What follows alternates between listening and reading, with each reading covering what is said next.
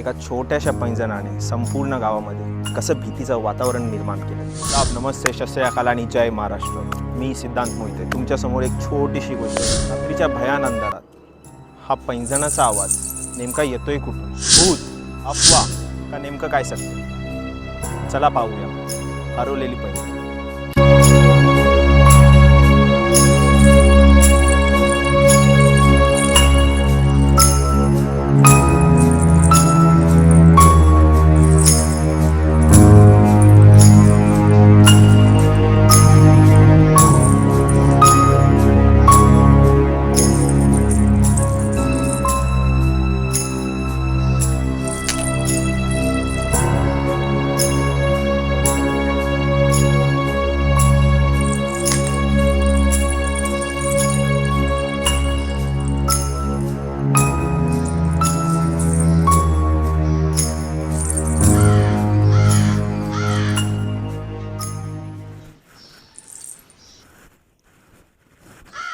वंदे,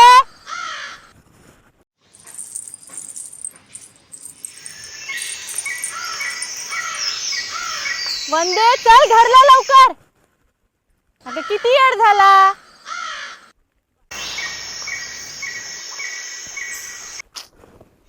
ती पोर काही ऐकायची नाही। वंदे, अगं किती वेळ झाला? चल लवकर।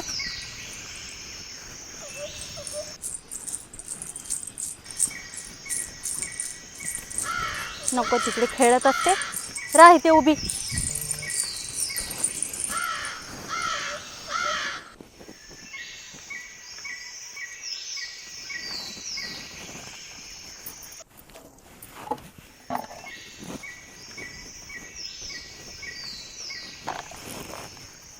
ठेवते बाजूला।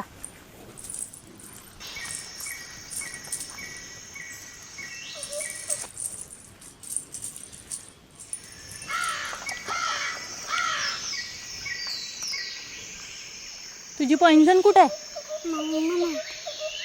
अगं मगाशी तर घालून दिली होती। कुठे हरवलीस पैंजण तू?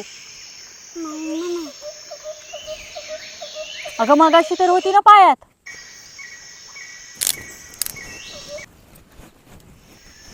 अगं सविता, काय? कुठं चालली? अगं पोरीने पैंजण हरवलंय, तेच शोधायला चालली आहे। अगं म्हणावर राज्याला कुठं? कुठेतरी खालच्या अंगाला पडलंय म्हणे। खालच्या अंगाला? अगं तिकडेच कुठेतरी पडलं असणार म्हणून चालली आहे। अगं पण आता राज्याला खालच्या अंगाला जातेस तू? अगं मग काय करणार, महागा मुलाची वस्तू आहे। नाही बाई, जाते मी। अगं बाई ऐक माझं, जाऊ नको तिथं। मला जायचंय। अगं ये बाई ऐक ना बाई माझं, जाऊ दे, थांब, मी आपण येते, चल।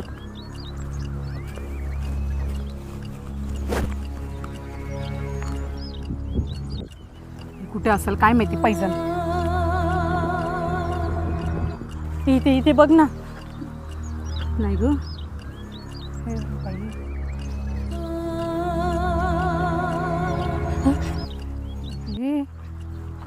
आवाज कसला आहे ग? तुला बोलली होते ना मी नको येऊ म्हणून ते। चल जरा पाहू। वेळ लागले का तुला? अजून पुढे जायचं का? चल ना ग बाई, माझा नवरा मारायचा ना मला। हे माझे काहीच्या सोबत आले मी।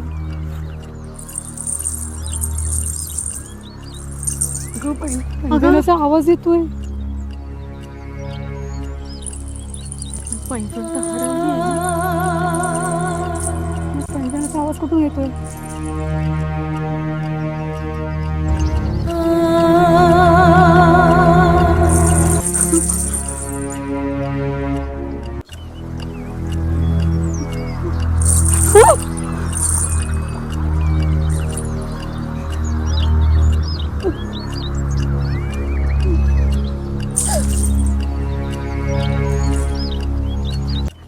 इकडे काय आहे ग? काय आहे? तिचा आवाज येतो।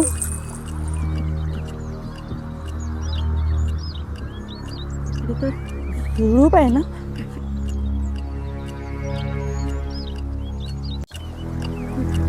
चल बघूया।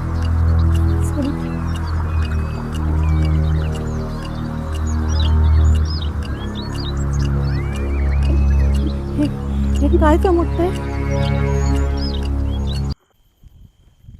पैंजण.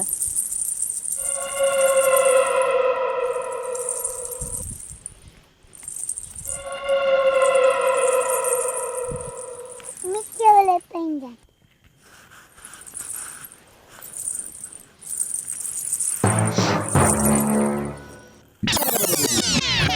किती सुंदर फुल आहे.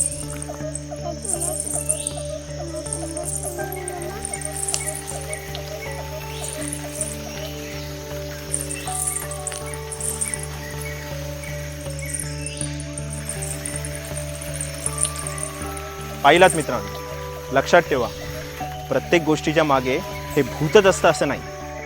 कधी कधी खरी गोष्ट आपल्या कल्पनेपेक्षाही साधी असते. धन्यवाद.